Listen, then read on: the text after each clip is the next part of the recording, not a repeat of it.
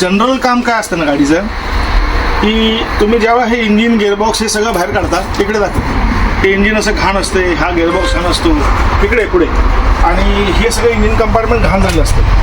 हे आता आपण क्लीन करतोय. आणि जनरल गाडीमध्ये हे असंच काम, अशीच पद्धत असते. लोक म्हणतात काम करतानाचा व्हिडिओ दाखवा, काम करतानाचे व्हिडिओ शूट केले मग काम कोण करणार, असो. तर आपण ही सगळी गाडी अशी स्टार्टपासून एंडपर्यंत अशी चकाचक करतो. डोर ट्रिम काढून, काचा सगळ्या लुब्रिकेशन करून, लॅच काढून, ग्रीसिंग करून, दरवाजे सेटिंग करून, ह्या सगळ्या गोष्टी अशा क्लीन करतो. आणि मग सगळं सस्पेन्शन फिटिंग केलं. इंजिन गिअरबॉक्स, आता ह्याची क्लचपेट पण गेल्या, ह्या गाडीची क्लचपेट गेलेली आहे. क्लचपेटही घालणार, इंजेक्टर सर्व्हिस करणार, हे सगळं लिकेज बंद करणार, आणि मग गाडी आपण असेंबल करायला चालू करू. हे कामाची अशी पद्धत आहे. i10 आहे ही. i10 ग्रँड 2012-13ची आहे, 10 वर्ष झाल्यात. एकदा गाडीला असं बूस्ट देणं फार महत्त्वाचं आहे. आणि हे दाखवणं का महत्त्वाचं आहे, कारण आपले पैसे वाचावेत. चला आता पुढं बघूया. घासून पुसून चकचकीत झालेलं आहे. आता धुवायचं काम चालू आहे. आणि हे सगळं उद्या सकाळपर्यंत सुकते. मग इंजिन आणि गिअरबॉक्सही चांगल्या प्रकारे धुणार. जसं असं वाटलं पाहिजे की गाडी आता नवीनच काढली आपण बाहेर. फक्त मालकालाच माहीत असणार की गाडी किती चाललेली आहे. चला जसं जसं काम होईल तसं पुढे दाखवूया तुम्हाला. एअरपार्ट बऱ्यापैकी आलेले आहेत. फक्त शॉकअप्सर गॅब्रियल येतात का मोनरो येतात ते बघायचे आहेत. व्हॅल्यूची क्लचपेट प्रेशरपेट आलेली आहे. सगळे फिल्टर्स प्युरेटरचे मागवलेत मी. आणि वीरचे सस्पेन्शन बुश, टॅलब्रूस आहे ना, खूप चांगली कंपनी आहे. आणि यांचं सस्पेन्शनचं मटेरियल पण खूप चांगलं असतं. स्टॅबिलायझर लिंक आलेलं नाही आहेत. हे सगळं आलं आहे i20चं. आता हे चेंज होणार, रिप्लेस होणार. शक्य तेवढं इंजिनही क्लीन करायचा प्रयत्न केला आहे. पोरांची मेहनत आहे खूप. इंजिन चकाचक केले त्यांनी.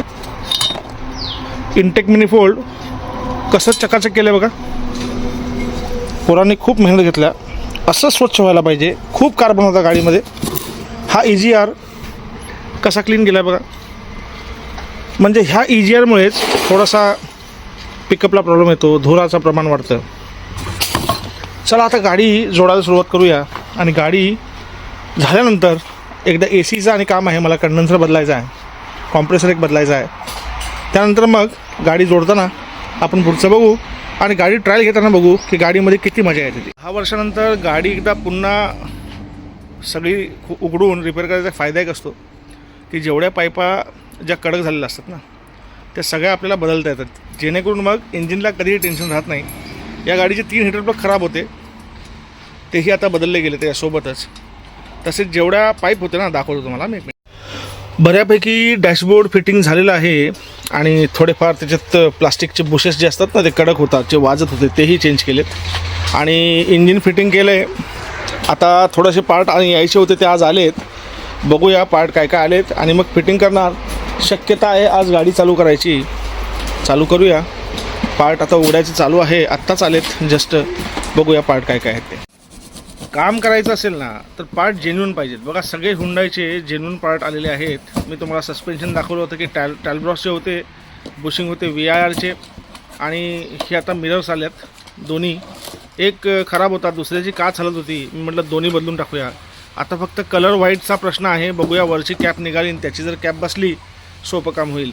आणि काही मटेरियल आले जरा चेक करूया. आता मला पण पाहायचं आहे हुंडाईच्या बॉक्समध्ये शॉकअप्सर कुठल्या कंपनीचे येतात.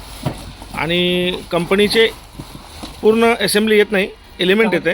त्यासाठी मग सोबत आपण स्टड किट आणि माउंटही मागवलेत.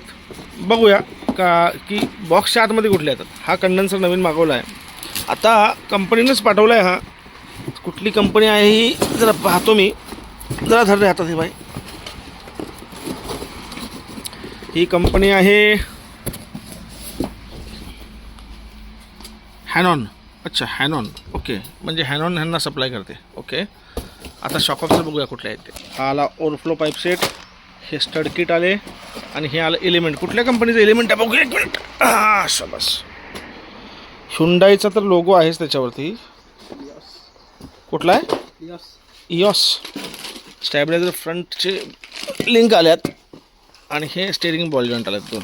चला पटापट बसूया आहे आणि मग गाडी चालू करून ट्रायल घेऊ आपण, काय होते पाहू. व्हिडिओ आहे i10चा. हे सगळं बदललेले पार्ट पहा. हा कॉम्प्रेसर, 2 आरसे, एक कंडेन्सर, ही एसीची पाईप, हे सस्पेन्शनचं सगळं मटेरियल, सगळं जेन्युइन पार्ट. आणि गाडी डिलिव्हरी केलेली आहे. बिलही सांगतो किती झाले ते. गाडीला टोटल खर्च आला 65,000 रुपये. त्याच्यामध्ये एसीचं सगळं किट, कॉम्प्रेसर, कंडेन्सर, एक पाईप, एसीचा फिल्टर, एसीचा गॅस आणि लेबर चार्ज. पुढचं सस्पेन्शन सगळंच, ज्याच्यामध्ये front shock absorber, lower arm, stabiliser link, steering end, ball joint वगैरे सगळंच टोटल सगळंच. फक्त ब्रेक पॅड त्यांचे चांगले होते, ते राहिले होते शिल्लक. त्यानंतर डॅशबोर्ड काढून एसीची सगळी सिस्टम चेक केली. फ्रंट सस्पेन्शन झालं, ऑइल इंजिनचं, गिअरचं चेंज झालं, क्लच प्लेट, प्रेशर प्लेट त्याच्यातच, क्लच बेरिंगही त्याच्यातच, सगळ्या चाकांची बेरिंग चेक केली गेलीत आणि गाडी संपूर्ण क्लीन झाली, नीट झाली.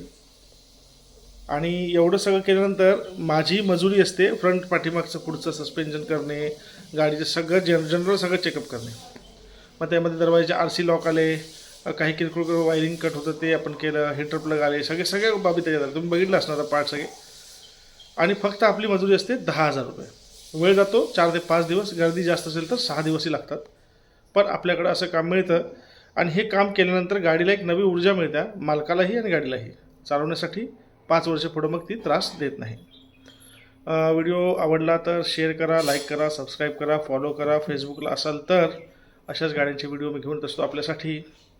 चला भेटू पुन्हा एकदा पुढच्या ब्लॉगमध्ये.